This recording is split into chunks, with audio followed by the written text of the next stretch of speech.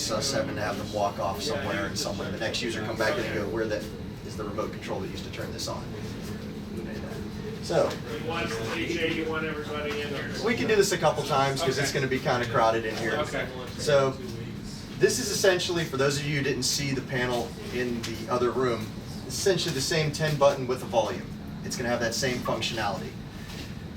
Power on, power off, gym, obviously the large gymnasium here, foyer, other side of these glass windows in the very tall area. Auxiliary, mic 1, mic 2. So if we take anything, plug it into auxiliary, we can then turn the system on, select auxiliary.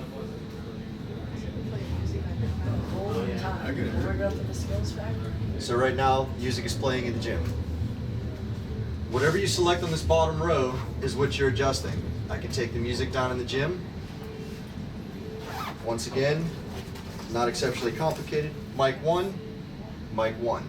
When you select mic 1 on the system, this volume is no longer the auxiliary volume, it's the volume for the microphone. And if I talk into that microphone, I'm going to be in the gymnasium. I can then turn the volume for the mic down and up in the gymnasium or here. When you want to turn the microphone off, you simply slide it down. The only thing with your microphone arrays are you do have two. Obviously it says 1 and 2. However, you have two microphone 1s.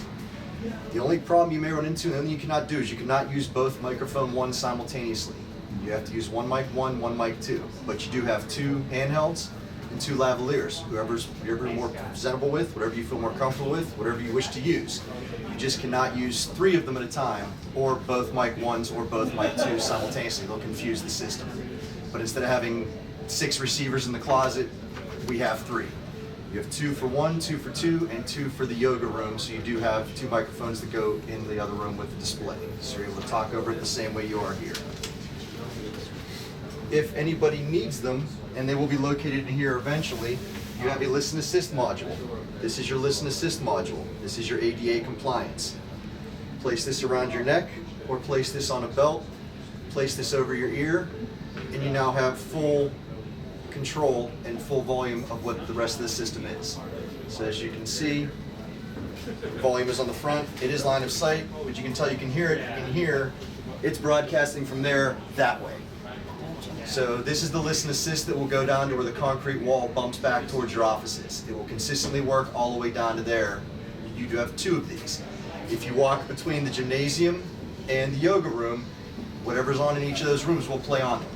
They are line of sight. Once they're within range of the transmitter, they will start to play and you'll be able to hear exactly what's going on. Anything that comes through the speakers comes through this.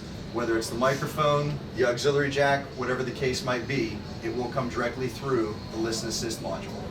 2 of these modules and 3 microphones, they're going to house them in this room for you. There is a rack in the back. You guys will never need to get to it. Right now the microphones and so forth are housed in that, but once they lock the entire thing up, you have to find the IDF closet. You're not going to have a key. Everything will be in this room, accessible for you. And there's a little panel that's going to go here that you'll be able to just set your phone or that in instead of having to carry a backpack and place it on it. You want the foyer to have auxiliary sound. Now the foyer has sound. You want the gym to have sound. Now the gym has sound. When you're done, that's it. It's not going to drive you nuts. It's not going to get on your nerves. It's a pretty straightforward, clean system. The other thing that's nice about the system is, I'm not going to call it idiot-proof because the day I do, someone comes along and invents a better idiot the next morning. But if you go into that other room and someone goes into that rack room and starts doing this, doesn't matter.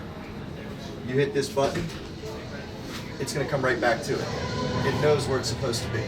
It knows how to work its way back to where it's supposed to be. It's not going to get to the point where you're not going to be able to go, oh, I can't get this to work at all. You do that, it's good. If you get so confused and it's like, oh, these levels are all off, everything's driving me crazy. Off, on. That shuts down the microphone, shuts down everything. It's just back to whatever you're using at that point. It's a safe reset, it's a safe way to do it, and it's not going to bother you. And like I said, we're in this closet. We've got plenty of volume in the gym right now, even all the way back here.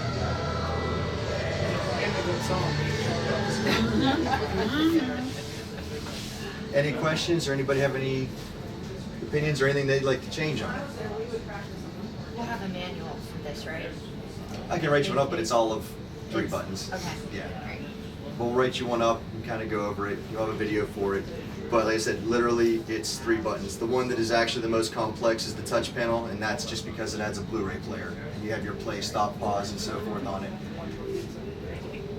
But unlike we can go over there next after everybody sees it, but like I said, this one's a button panel. That one you'll actually, it's the most complicated, but it's also a touch screen interface. So if you're used to using an iPad or an iPod, you're just gonna touch the screen what you want it to do, and it's gonna do it. So in that way, it's actually easier than the push button, because we can label everything exactly the way it needs to be in that room. Any other questions from anybody? All right. Can you get the next